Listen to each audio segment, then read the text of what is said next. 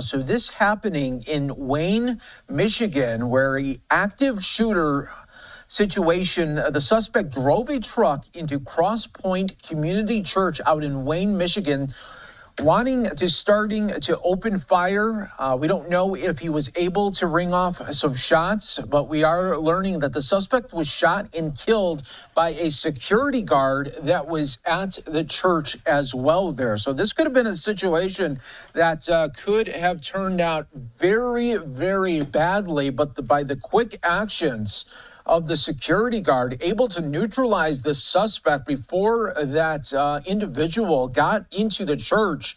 Truly remarkable right now. We are also learning from the FBI. Look at what Dan Bongino said. Our leadership and support teams are on the ground at the scene in Wayne, Michigan, providing assistance and support. So they are right now going to be on the scene, just seeing if there is any connection to maybe any radical ideology that could be presented from what is going on in the Middle East. So that investigation will take some time there. But again, we do want to show you this breaking news scene out in Wayne, Michigan, just outside of Detroit. And you're taking a live look here of the investigation that is continuing. There were several people hurt. We don't know the condition of those people, but again, the shooter was neutralized by the security guard that was on the scene there.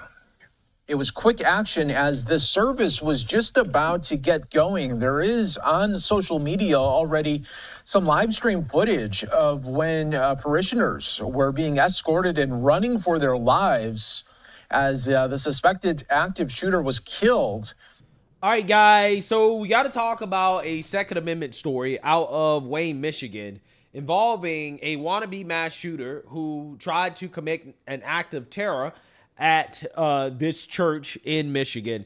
And he found out, right? He found out very, very, very quickly, okay? As you had armed security, they basically shot and killed the suspect almost immediately, okay, when he pulled up on the church premise.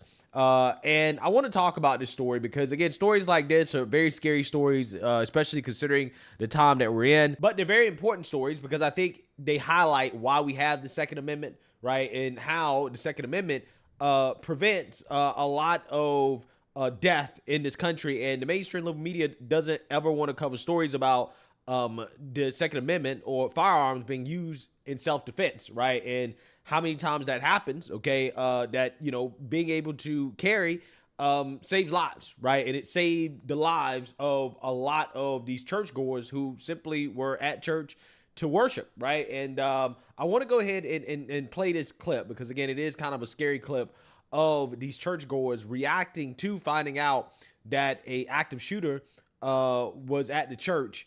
And I'm also going to play some video of their reactions afterwards. Take a look.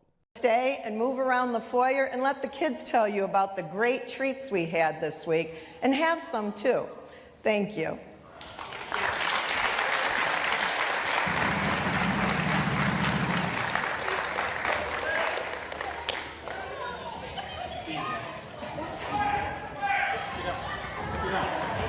Oh.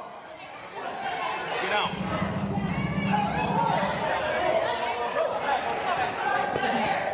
Come on, everybody to the back. Please, everybody come to the back. Come to the back. Don, they gotta come. They gotta come. Come on. Come on. Come on. Come on. Come on. Go. Out, I don't think is a good idea. Come on here. I started hearing pop, pop, pop, pop, pop, pop, pop, and I just booked it to the bathroom, and I hid with another parishioner. I knew it was something bad. I've never heard her sound like that before.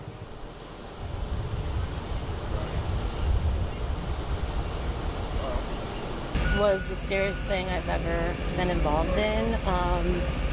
I was hiding in one of the bathrooms. I stood on the toilet and shut the door. Nobody else was in there but me and Tish, and we were just praying, and we didn't know what was going on, but we knew it was bad.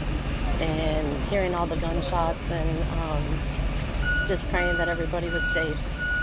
We were just scared. We were very scared. My son brought me the phone, and it was my mom in a very frantic voice telling me that there was an active shooter at her church behind us, and that she was hiding in the woods with my aunt. All I heard from my mom was that my aunt was there when bullets were flying, and that she had blood on her from the security guard. My aunt is about 80 years old, and she said that she was okay, but she was going to be there for a lot longer being questioned. So. Yeah, so you see, now you heard that. Scary stuff, really scary stuff. And I am thankful. Thank God that these churchgoers are safe and sound, that nobody was harmed, okay, by this mass shooter. And yeah, I mean, this story, again, could have turned out a lot worse had it not been for the brave security guard that ended up dismantling the shooter. So I want to read a little bit more about this because we do have some speculation about the identity of the shooter. But let's read generally about what happened here. Horrific footage from a church services live stream showed the moment that frantic families started running for their lives when an active shooter opened fire. Cross Point Church in Wayne, Michigan was hosting its Sunday morning mass when the suspect, described by police as a white man, 31, suddenly rammed his Ford F-150 truck into the building and started shooting bullets at the terrified congregation inside. Deputy Chief Finley Carter III with the Michigan Police Department said the suspect's identity wasn't being released at this time and they're still investigating a motive. The department confirmed the unnamed suspect was killed at the scene by the church's security guard. One victim was shot in the leg. A blood-curdling video, first published by NBC affiliate Click on Detroit, showed churchgoers suddenly realize the unfolding terror and run towards the door. Young children were seen on the stage and in the pews with their parents before one member directed the congregation to get down and run to the back of the building. Chilling screams, "Come on, come on," we were heard as kids and adults fled for their lives, followed by a loud bang and shouting off screen. A spokesperson for the police department said multiple agencies are investigating the scene and have urged residents to stay away from the area. The shooting occurred around 11:15 a.m., about half an hour after the service began. It is unclear if anyone aside from the gunman was killed in the gunfire.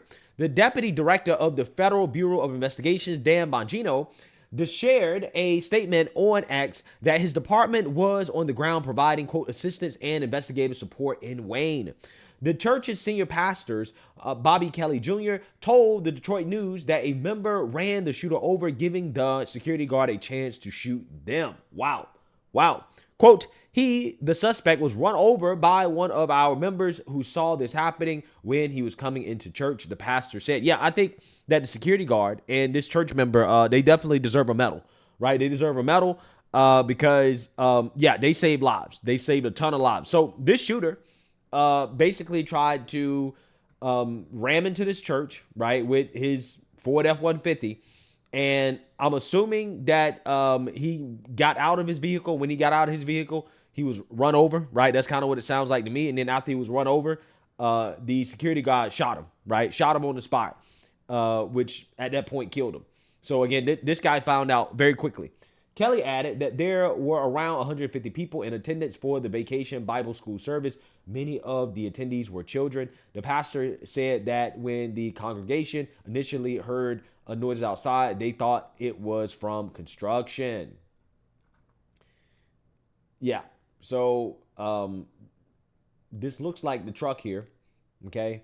Again, we don't really know the motive. However, there is some speculation about the suspect, okay, and who this guy is. Okay, this is according to the Daily Mail here. Okay, they are identifying a guy by the name of Brian Browning as the suspect, right, as the wannabe mass shooter. So let's read here. The suspect in Sunday's attempted mass shooting has been identified as 31-year-old Brian Browning of Romulus. According to Pastor Bobby Kelly Jr., Browning was wearing military-style gear when he arrived at the church. An apparent Facebook post by Browning on May 27th in front of a church reads, quote, "have nothing to do with the fruitless deeds of darkness, but rather expose them," from the book of Ephesians. It is unclear as to whether the church in the photo is the Cross Point Church. Another verse, like 12:3, reads, quote, "what you have said in the dark will be heard in the daylight, and what you have whispered in the ear in the inner rooms will be proclaimed from the roofs. You have not only lied to men, but you have lied unto the Spirit of the Lord. His blood is on your hands." He posted while tagging Cross Point Community Church in the post. Yeah. So this guy apparently is the shooter or the attempted shooter, right? The wannabe mass shooter, according to the Post Millennium. Okay. So, you know, this guy's motive, probably a crazy guy, right? Probably one of these people who is not right in the head. And again, thank God for the security, right? Thank God for the member of the church that ran this guy over and took care of him real quick, right? Because it could have got really messy. But again, this is why we have the First Amendment, right? This is why we have our rights to keep and bear arms because of stuff like this, right? Because you never know what these lunatics are going to try to do, right? In a place like a church, definitely should be protected at all times. And because of that, that is why nobody lost their lives, at least not any of the church members lost their lives, when this lunatic tried to commit this mass shooting. So let me know what you guys think. Make sure you like, comment, and subscribe. Most importantly, share a Black conservative perspective. Peace.